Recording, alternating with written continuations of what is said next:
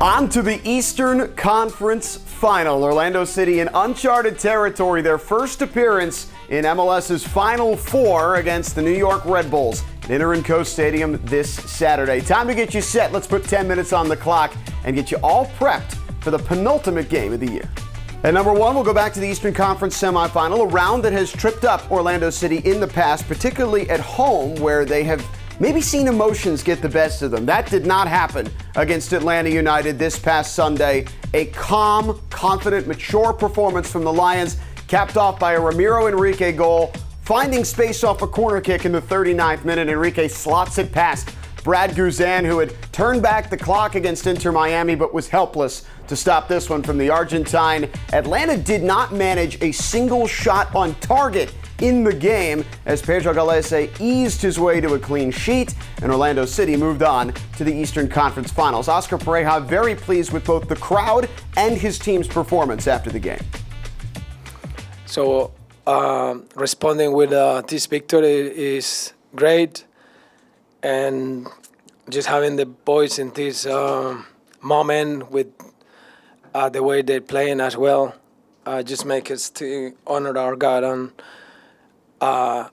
show the gratitude that we have with him, just allowing us to become the team that we wanted to be at this stage after a very difficult year.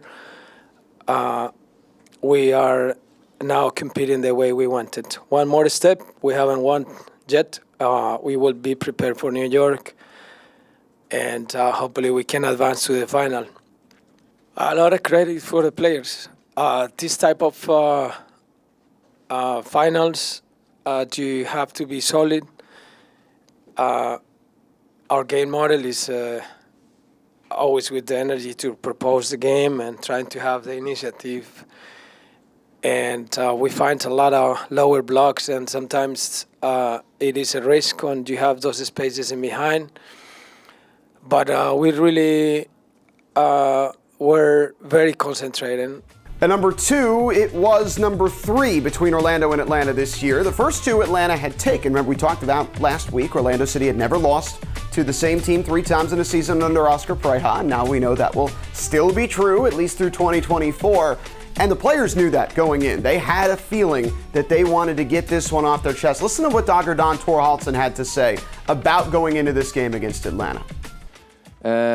We knew that they were a team that beat us twice in the regular season, so we wanted to avenge that a little bit. We felt like we needed to come like guns out blazing and just full out from the start, and I felt like we did that because last game against them they scored 2 quick goals, so I felt like we were ready, and from the beginning I felt we were quite solid. What does that mean to you? Is there a little extra in that to knock a rival out of the playoffs like that? Yeah, of course. It's always an amazing feeling, and they have an amazing team, and they've been doing a great job. So we knew it was going to be a hard game, and it was going to be hard until the end. So I felt like we started the game and the first half really good, and they took over a little bit maybe in the second half. So yeah, it's an amazing feeling, like I said.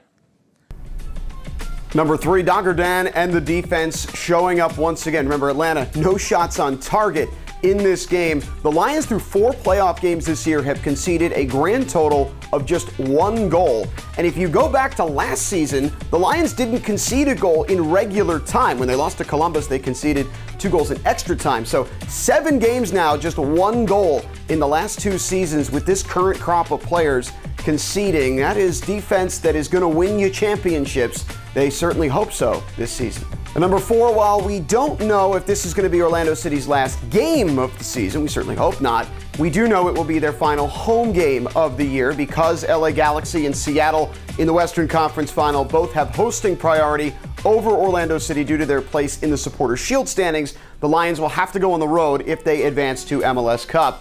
They've been great on the road, but they've been incredible at home over the last several months. After beating Atlanta, they're now 9-1-4 in their last 14 home games in all competitions going back to the middle of June. And the one loss was to Atlanta. They managed to avenge that last weekend. They've not played the Red Bulls at home since March when they picked up a 1-1 draw. They'll try to turn that into a victory on Saturday. Number 5, this is Orlando City's first trip to the Eastern Conference Final. The New York Red Bulls, though, they've been here before. Remember, they're an MLS original.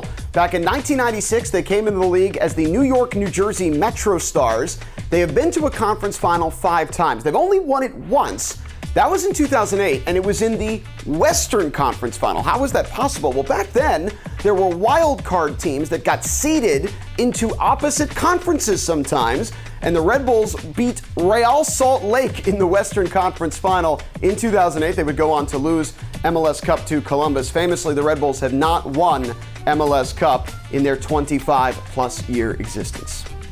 At number 6, if Atlanta United was Cinderella, maybe the Red Bulls are Aladdin? I don't know, a little Disney rags to riches story, because no one thought they were getting out of the first round this year. The Red Bulls were facing the Columbus Crew, the defending champions, and swept them. Won at Columbus, then took a 2-2 decision at home, won the penalty shootout to move on to the next round, which was a Hudson River Derby against New York City FC. And despite getting pummeled throughout the game, they did not allow a goal, got too early, and hung on to win 2-0 on the baseball fields. And now they'll come down to Orlando as the second straight feel-good underdog in these playoffs. Orlando already shut down one. Can they turn Aladdin's wishes against him here this weekend?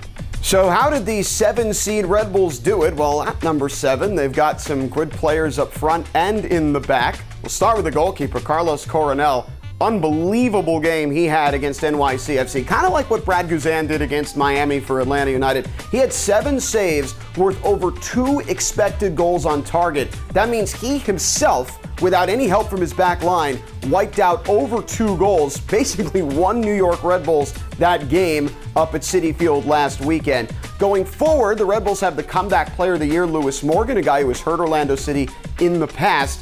He had a hip injury last year. Doctors gave him about a 20 to 25% chance to return to peak performance. Well, he did so. 13 goals, 7 assists to win that Comeback Player of the Year award. He's flanked by Dante Van Zeer and attacking midfielder Emil Forsberg, who has been a key offensive fulcrum for the Red Bulls over the last couple of weeks. Fortunately for the Lions, they've got some Red Bull kryptonite in the form of Facundo Torres. El Cuervo has dominated the Red Bulls throughout his career. 5 goals in 6 appearances against New York. He had 5 in his first 4, all of them wins, going back to the summer of 2022, when he scored the only goal in a game that spurred a 5-game winning streak for the Lions that ended in a U.S. Open Cup trophy. Torres had the game winner against Charlotte in the 3rd game of the first round, also scored in the first game of that series. He's going to hope to keep that good form going into the Eastern Conference Final. Number 9, a little history for you. This is the first playoff meeting between Orlando City and the Red Bulls, despite the fact that these are the only 2 teams that have made the playoffs every year of the 2020s. However, it's not the first knockout semifinal they have played in. That happened 2 years ago in the 2022 U.S. Open Cup at Inter Stadium, one of the most famous wins in Orlando City history. Didn't look great to start. Red Bulls were the better team in the first half. Lewis Morgan got on the board right at the end of that first half. But on the final play of the first half, Cesar Araujo scores on a corner kick, and then the floodgates open. Mauricio Pereira hits a banger shortly into the second half, and the Lions would just run away with it from there. A 5-1 victory for Orlando that put them right on the doorstep. They would get it done in the final about 6 weeks later. They'll hope for a similar result in this national semifinal as they try to head to their first ever MLS Cup. And finally, at number 10, a tip of the imaginary cap to Robin Janssen, the Orlando City captain, who reached 200 career appearances and did so in a way that basically typified what Robin Janssen is all about. A professional and outstanding defensive performance against Atlanta United to pick up the clean sheet. Janssen came over in 2019, has excelled, transforming Orlando City from one of the worst defensive teams in MLS to one of the best over the last 6 years. Congratulations to Robin Janssen on an historic achievement. Janssen takes it off to the back post. Wanyama has trouble with it. Janssen scores! He's saved! Roofed into the net! Robin Janssen ties it up for Orlando! It's Janssen! Robin Janssen! There you have it, Eastern Conference Final, a trip to MLS Cup, on the line. Orlando City and the New York Red Bulls this Saturday night, 7:30 at Inter&Co Stadium. Coverage begins at 6:30 with kickoff minus 60 on the Lion Nation app and OrlandoCitySC.com with Real Radio 104.1's local broadcast beginning at 7 p.m. We'll talk to you then.